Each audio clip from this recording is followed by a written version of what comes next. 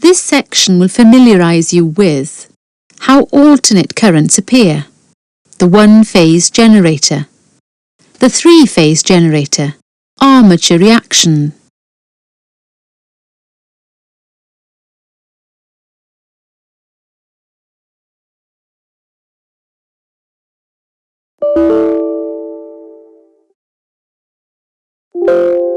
It has been said, if a winding is rotated in a homogeneous magnetic field, voltage will be induced. Faraday's law states that the induced voltage equals the change of flux divided by the time factor, which means that the rate of flux change determines the strength of the voltage.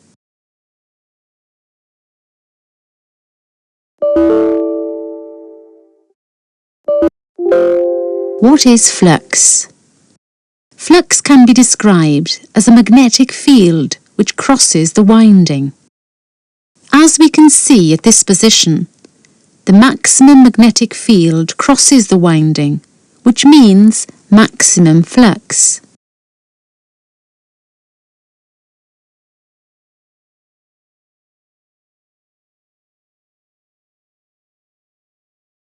Let us rotate the winding and see what happens.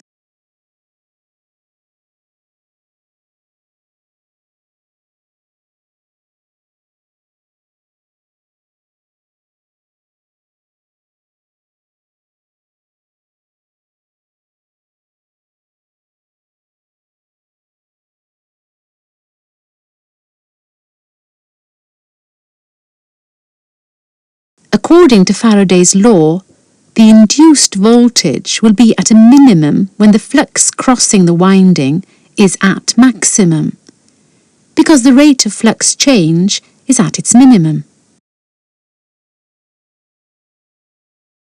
As we can see, the induced voltage is at its highest when the flux is at its lowest, which in turn illustrates that when the flux is at its lowest, the induced voltage is at its highest. The flux line follows a sinus curve form.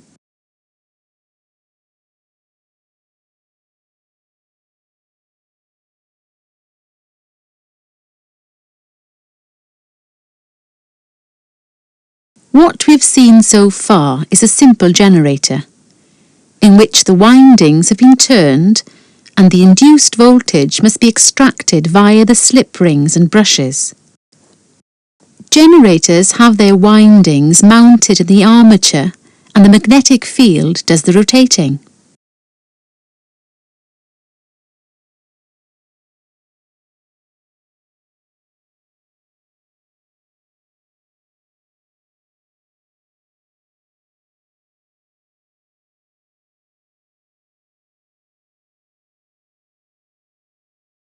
As we can see, it is the relative movement between the winding and the magnetic field that produces the voltage.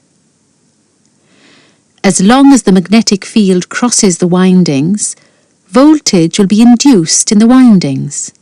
Note: a stronger magnetic field, that is, more field lines, which give a higher rate of flux change, results in higher voltage.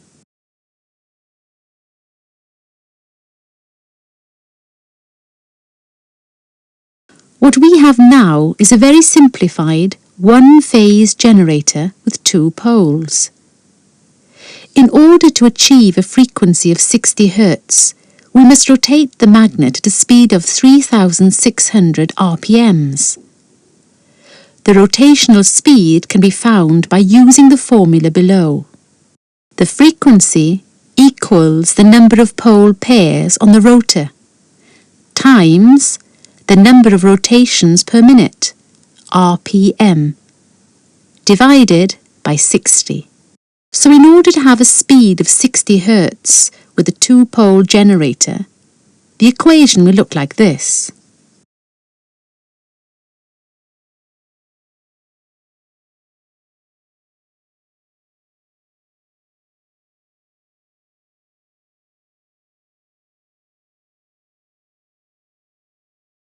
In this module, we will use a diesel engine, with 1,200 RPMs, 60 Hz as the primary mover for the alternator.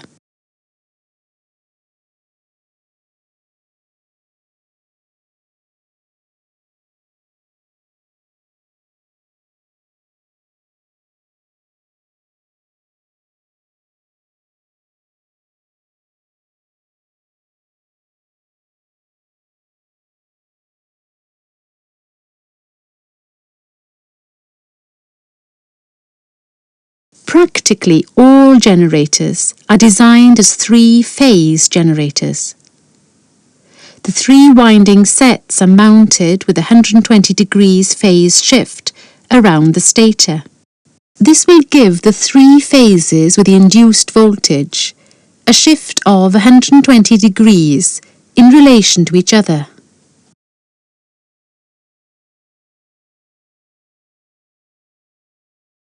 We want to utilize the armature in order to create a three-phase system.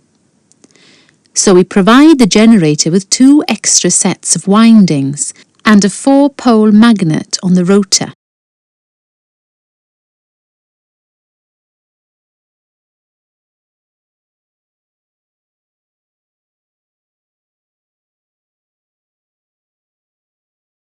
The windings must be mounted in such a way that each winding has its winding sides over both the north and the south poles at the same time. We will now add the other two phases by adding two more windings to the armature.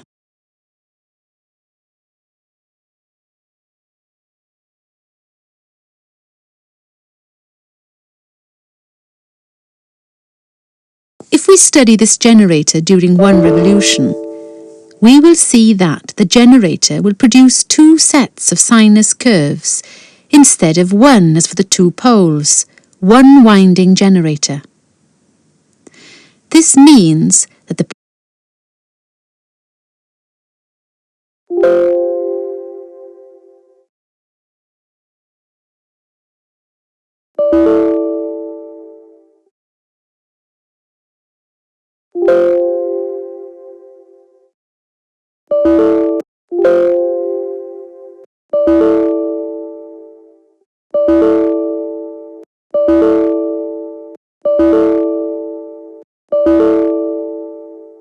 In this section, we will take a closer look at how different types of loads affect the generator. We will use the 4-pole generator as an example.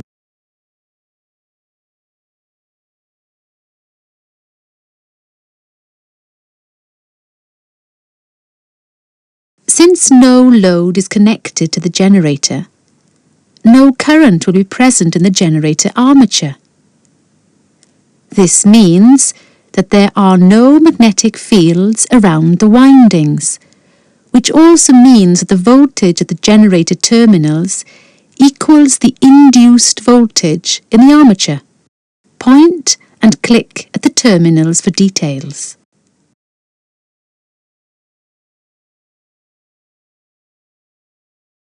With the rotor position as shown, the voltage at the red terminal has passed maximum negative voltage and is approaching zero.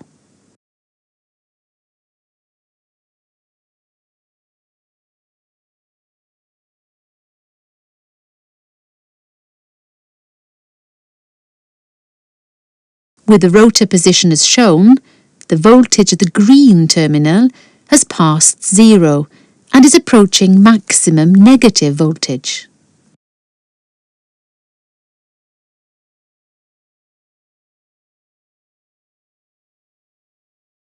When the rotor is in the position as shown, the voltage at the blue terminal will be at its maximum.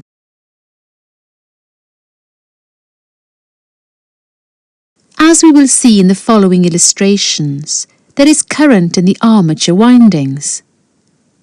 This will set up a magnetic field around the windings with a direction indicated by the arrows. Refer to the right-hand rule.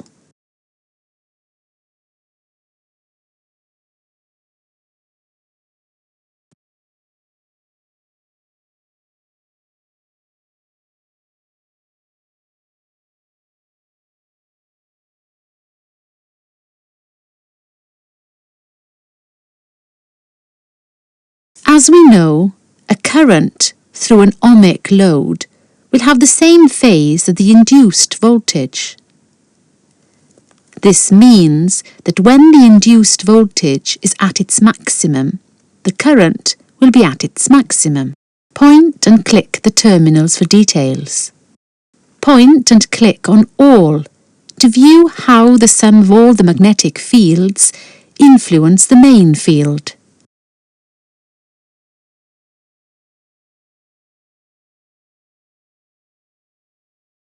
At the rotor position shown, the voltage at the red terminal has passed maximum negative voltage and is approaching zero.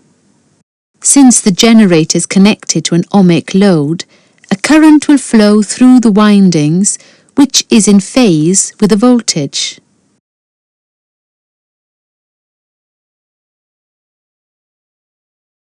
At the rotor position shown, the voltage at green terminal has passed zero and is approaching maximum negative voltage. Since the generator is connected to an ohmic load, a current will flow through the windings which is in phase with the voltage.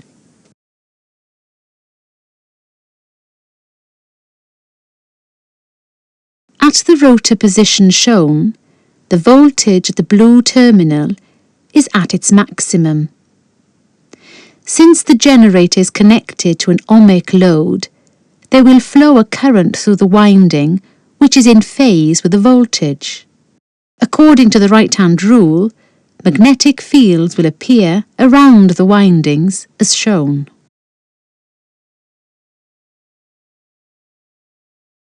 Let's take a closer look at how these small magnetic fields around the windings affect the main fields. As we can see, we have a magnetic field in the armature which crosses the main field.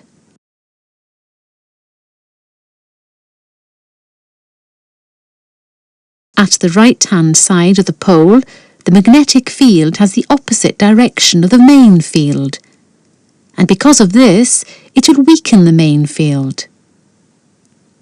On the other hand, the armature field will have the same direction as the main field on the left-hand side of the pole, resulting in a strengthening of the main field. This would lead us to believe that the crossing field did not affect the main field by being added. And if this had been the case, the voltage at the terminals would be equal to the induced voltage. However, because of the saturation in the pole shoes, the strengthening becomes less than the attenuation. The result of this is that the terminal voltage will be a little lower than the induced voltage at the ohmic loaded generator.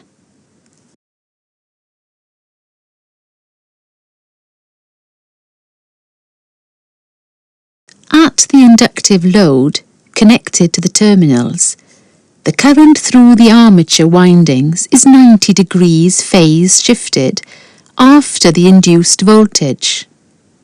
Why? Let's take a look at Lenz's law.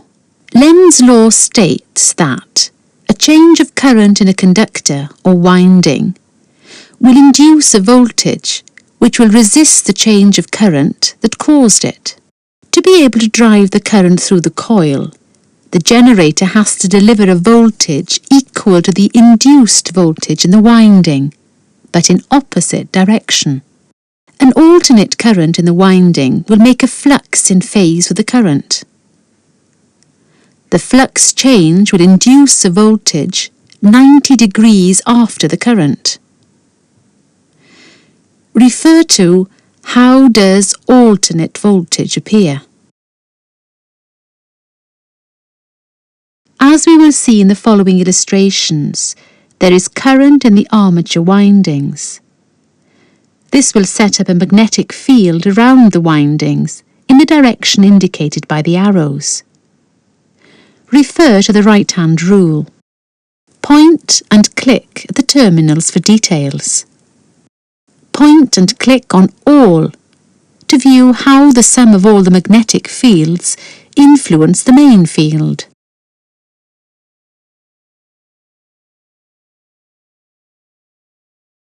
At the rotor position shown, the voltage at the red terminal has just passed its maximum negative voltage and is approaching zero.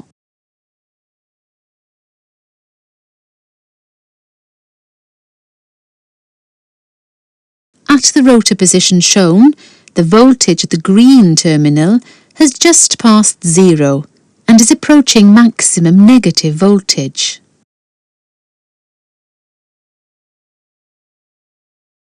At the rotor position shown, the voltage at the blue terminal will be at its maximum. Because of the phase shift, due to the inductive load, the current will be at its minimum and as a result will not have any magnetic fields around these windings.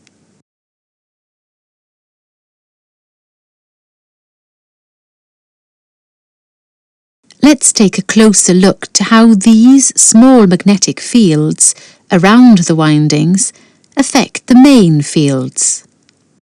As we can see, the direction of the magnetic field around the windings will form a magnetic field with an opposing direction to the main field. The main field will be weakened and by this, the induced voltage will be lower than the generator, with only ohmic load.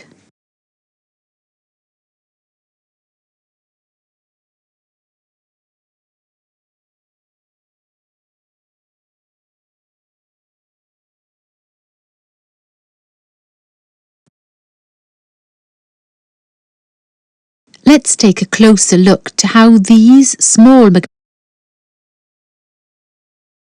capacitive load connected to the terminals, the current throughout the armature windings will be phase shifted 90 degrees in front of the voltage.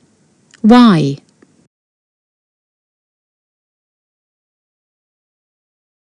The capacitor can be considered short-circuited at the time, when there is no load and no voltage in the circuit.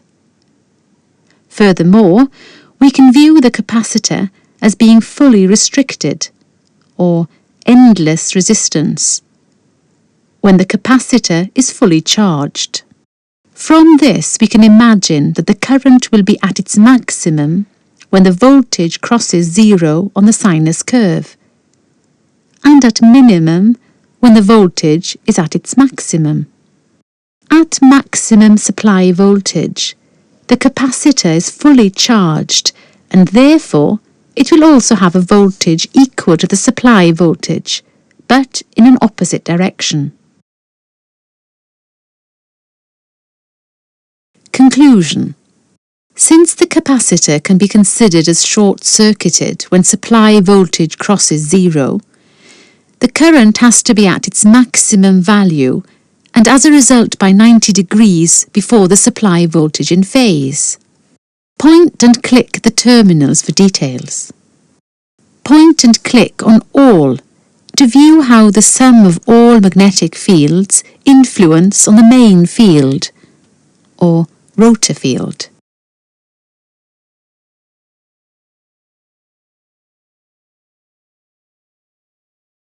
At the rotor position shown, the voltage at the red terminal has just passed its maximum negative voltage and is approaching zero. Because of the phase shift, the current goes in the direction as shown.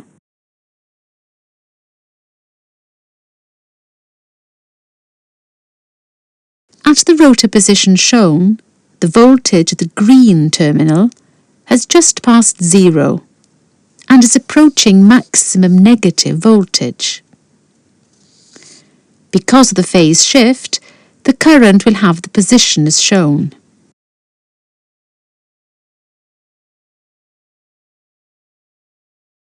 At the rotor position shown, the voltage at the blue terminal will be at its maximum.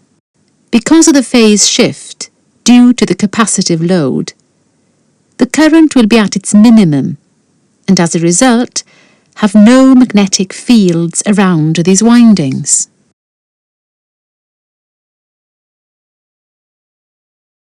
Let's take a closer look on how these small magnetic fields around the windings affect the main fields.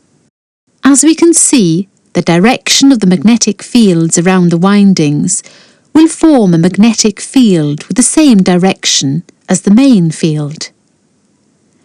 The main field is strengthened, and this will increase the induced voltage.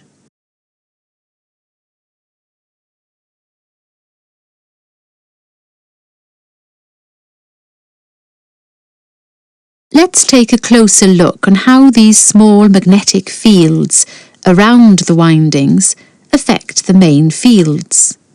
As we can see, the direction of the magnetic fields around the windings will form a magnetic field with the same direction as the main field. The main field is strengthened, and this will increase the induced voltage.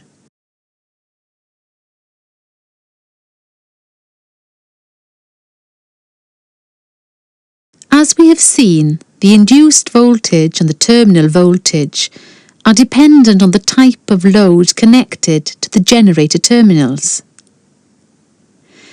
A ship installation includes all the described load components with a typical power factor between 0.8 and 0.9. To maintain the terminal voltage within acceptable limits due to load change on the generator, we need to vary the strength of the main field. In the following pages, you will be asked some questions. If you want to repeat any